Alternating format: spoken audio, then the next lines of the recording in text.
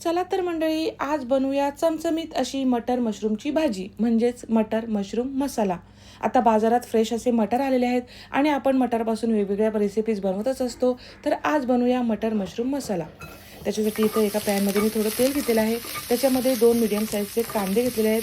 ते छान परतवून घ्यायचे आहेत. आता त्याच्यामध्ये घालायचं आहे लसूण, आलं, धणे, बडीशेप, काजूचे तुकडे आणि जिरं. आता हे छान आपल्याला तळून घ्यायचं आहे. छान मिक्स करून घ्यायचं आहे. आता त्याच्यामध्ये घालायचं आहे एक मोठा टमॅटो आणि कोथिंबीरच्या दांड्या घ्यायच्या आहेत कोवळ्यावाल्या. हेही आपल्याला छान मिक्स करून घ्यायचं आहे. मंद आचेवर ही व्यवस्थित शिजू द्यायचं आहे. आता हे गार झालं की एका मिक्सरच्या भांड्यात काढून घ्यायचं आहे. थोडंसं पाणी घालून याची आपल्याला छान अशी पेस्ट तयार करून घ्यायची. ही बघा, याची छान अशी पेस्ट तयार झालेली आहे.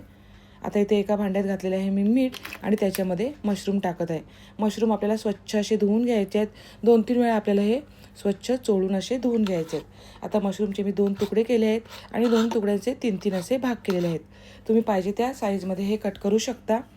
आता करूया फोडणीची तयारी. इथे एका पॅनमध्ये घेतलेलं आहे मी तेल गरम झालं की त्याच्यामध्ये तेजपत्ता आणि जिरं घालायचं आहे आणि आपण जी ग्रेव्ही तयार केली होती ती घालायची आहे. छान अशी परतवून घ्यायची आहे. तुम्ही बघू शकता साईडला छान तेल सुटलेलं आहे. आता घालायचं आहे पाव चमचा हळद आणि 2 चमचे आगरी मसाला. हे जे मसाले आहेत ते माझे घरचे मसाले म्हणजे ज्योतिष मसाले आहेत. तुम्ही हे मागू शकता.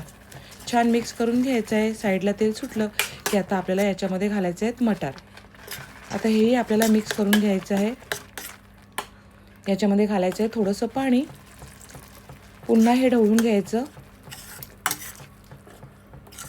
आता याच्यावर झाकण ठेवून द्यायचं. मंद आचेवर 2 ते 3 मिनटं छान शिजू द्यायचं.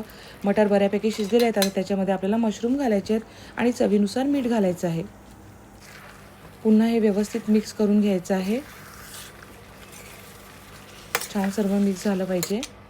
आता झाकण देऊन ठेवायचं आहे. 2 ते 3 मिनिटांनी मी झाकण काढलेलं आहे. आपले मटार आणि मशरूम छान असे शिजले गेलेले आहेत.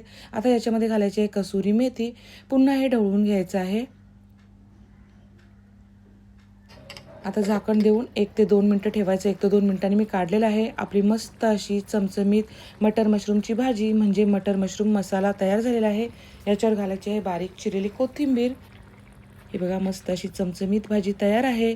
रेसिपी आवडल्यास व्हिडिओला लाईक करा, शेअर करा आणि चॅनलला सबस्क्राईब फॉलो करायला विसरू नका. धन्यवाद.